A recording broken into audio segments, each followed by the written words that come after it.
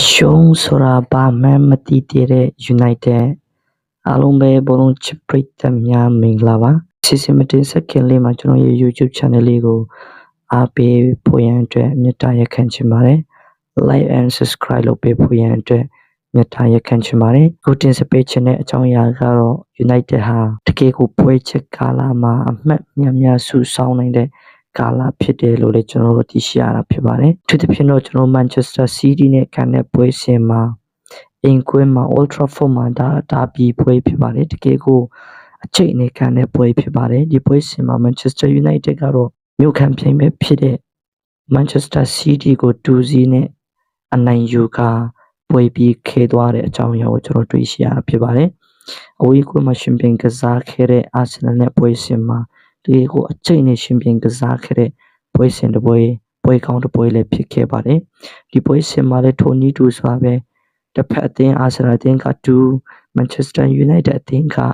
3ခုနဲ့အနိုင်ယူသွားခဲ့တာကိုလည်းကျွန်တော်မြင်တွေ့ရတာဖြစ်ပါတယ်အာဆင်နယ်အသင်းကတော့ဒီနှစ်ချန်ပီယံဖလားကိုမျှော်မှန်းကအကောင်းဆုံးတိုက်ပွဲဝင်ခဲ့တဲ့အသင်းတစ်သင်းလို့ကျွန်တော်ပြောလို့ရပါတယ်ဒါပေမဲ့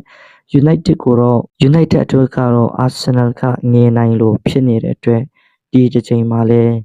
Manchester United ကအမှောက်သိမ်းလိုက်တာကိုကျွန်တော်မြင်တွေ့ရတာဖြစ်ပါတယ်။နောက်တစ်ပွဲစဉ်ဖြစ်တဲ့ Old Trafford မှာရှင်ပြန်ကစားခဲ့တဲ့ Fulham အသင်းနဲ့ဆိုလည်း 3-2 နဲ့ Manchester United က Old Trafford မှာအနိုင်ယူသွားခဲ့တာကိုကျွန်တော်မြင်တွေ့ရတာဖြစ်ပါတယ်။ပွဲစဉ်25ကျွန်တော်တို့၄ပွဲဆက်ဖြစ်တဲ့ Spurs အသင်းနဲ့ထိပ်တိုက်တွေ့ဆုံခဲ့တဲ့ပွဲစဉ်မှာ Manchester United က Old Trafford မှာ Tottenham ကိုရှင်ပြန်ကစားခဲ့တဲ့အခါမှာ2-0နဲ့အနိုင်ယူသွားခဲ့တာကိုလည်းကျွန်တော်မြင်တွေ့ရတာဖြစ်ပါတယ်ဒီပွဲစဉ်ကလည်းတကယ်ကိုကောင်းမွန်တဲ့ပွဲစဉ်ဖြစ်ပါတယ် Tottenham အသင်းကလည်းတကယ်ချီတက်နေတဲ့ချိန် Manchester United ကလည်းရှုံးပွဲမရှိသေးတဲ့စံချိန်ဆက်လက်ထိန်းသိမ်းနိုင်ခဲ့တဲ့ပွဲစဉ်တစ်ပွဲကောင်းတစ်ပွဲဖြစ်ခဲ့ပါတယ်ပရိသတ်တွေ Manchester United ပရိသတ်တို့တကယ်အားရပီတိဖြစ်တဲ့ပွဲစဉ်လို့ကျွန်တော်သတ်မှတ်လို့ရတဲ့အရာဖြစ်ပါတယ်လေးပွဲဆက်နိုင်ပွဲဆက်ထိန်နိုင်တဲ့အသင်းဆိုလို့လက်ရှိမှာ Manchester United အသင်းပဲရှိနေပါတယ်